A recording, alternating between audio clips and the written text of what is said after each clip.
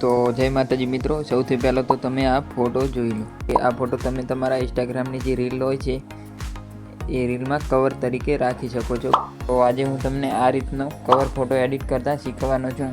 અને હા મિત્રો, વિડીયોમાં 4 આંકડાનો પાસવર્ડ છે, તો તમારે વિડીયો છેલ્લે સુધી જોઈ લેવાનો છે. તો એ પ્રકારનો ફોટો બનાવવા માટે તમારે સૌ પહેલાં તો અલાઇટ મોશનને ઓપન કરી લેવાની છે. ઓપન કરી અને તમારે આ જે પ્રોજેક્ટ છે, આ પ્રોજેક્ટની જરૂર પડશે. તો પ્રોજેક્ટની લિંક તમને વિડીયોના ડિસ્ક્રિપ્શનમાં મળી જશે.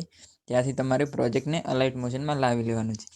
આ રીતે પ્રોજેક્ટને અલાઇટ મોશનમાં લાવશો એટલે તમારે આ રીતે આ જે પ્રોજેક્ટ છે આ રીતે ઓપન થઈ જશે. આ રીતે ઓપન થઈ જાય એટલે સૌથી પહેલાં તો મિત્રો તમારે જે હાઇડ લેયર છે એ તમારે બધી હાઇડમાંથી બહાર કાઢી લેવાની છે.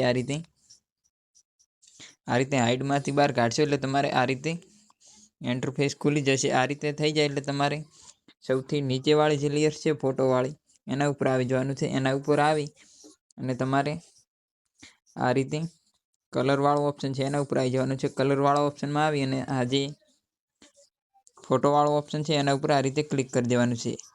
એના ઉપર ક્લિક કરશો એટલે તમારે આ રીતે ગેલેરી ઓપન થઈ જશે. અને ગેલેરીમાં તમારે જે ફોટો રાખો એ આ રીતે તમારે રાખી દેવાનો છે. આ રીતે રાખી અને તમારે એને આ રીતે સેટ કરી દેવાનું છે. આ રીતે કરશો એટલે તમારે આ જે પાછળનું જે બેકગ્રાઉન્ડ છે એ આ પ્રકારનું થઈ જશે. એ રીતે આવી જાય એટલે તમારે ફરીથી જે આ જે બીજો ફોટો છે એના ઉપર આવી જવાનું છે. એના ઉપર આવી અને તમારે કલરવાળો ઓપ્શનમાં જવાનું છે. એમાં જઈ અને આ જે ફોટોવાળો ઓપ્શન છે એમાં જવાનું છે. એમાં જઈ અને તમારે એનો એ સેમ ફોટો તમારે આ રીતે લઈ લેવાનો છે. તો આ રીતે કરશો એટલે તમારે આ જે ફોટો છે આ રીતે બની જશે. આ રીતે બની જાય એટલે તમારે